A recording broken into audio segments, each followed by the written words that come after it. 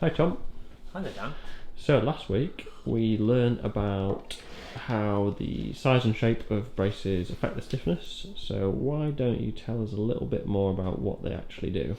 Yeah, that's a really good question, and perhaps the first episode of WTF maybe skipped a step. So braces are really fundamental to the sound of your instrument. They're very important, they're very interesting, and it's a very kind of complex system, and there's quite a lot of almost like mythology surrounding braces, brace mystique.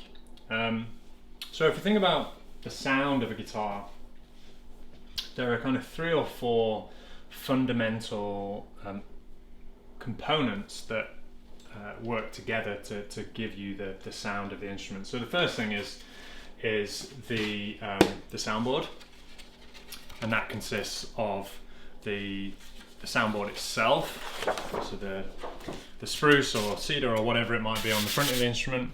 So there's the soundboard, there's the braces, then we want to think about the actual size of the soundboard and the air mass of the instrument, so the size of the guitar.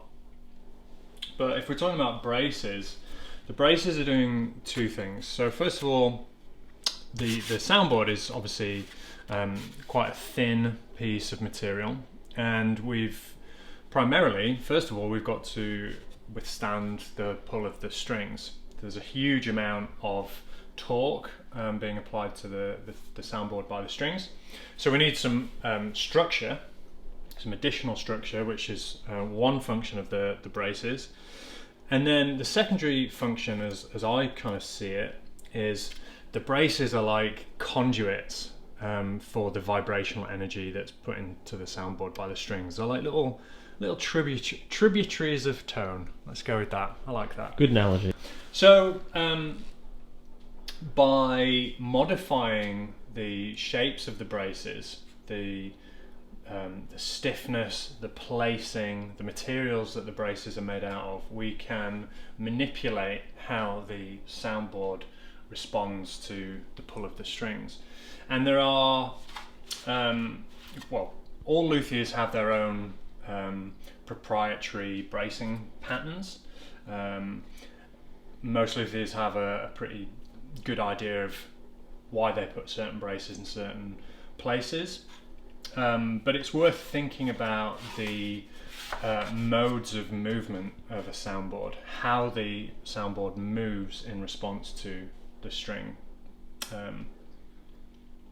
So I spend a lot of time focusing on the monopole movement. So that is when the soundboard is acting kind of like a piston. So it's moving up and down and it's pumping air in a very uniform motion. So I'm arranging my braces in such a way as to facilitate that kind of movement, which is quite commonly associated with low-end frequency. I like a guitar that's got a really good bass response, so I'm spending a lot of time configuring my braces, shaping my braces with a chisel, taking into account the principles that we talked about in the last WTF, to get the soundboard moving in that way. There's also other modes of vibration, modes of movement. So you've got the monopole, as I've just said, which is like working like a piston.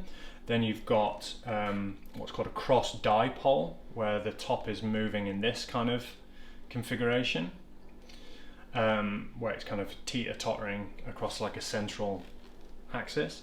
Then you've also got your long dipole, so where the top is moving like this. And then there's also subdivisions of that as well. So you've got dipoles, tripoles, and monopoles.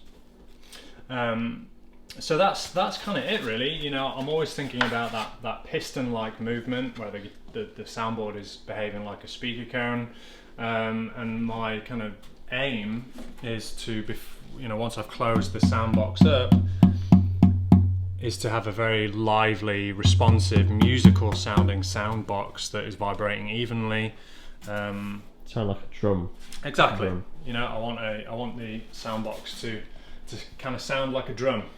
And I've typically found that if the guitar sound box sounds like a good musical, lively drum, then we're standing in good stead for a good musical instrument. Excellent. And that is what braces do. Cool. Thank you very much. All right. Thanks for watching. If you've got a topic you'd like to raise for discussion in the next episode of Lutherie WTF, let us know in the comments below and we'll try and squeeze it in. Cheers.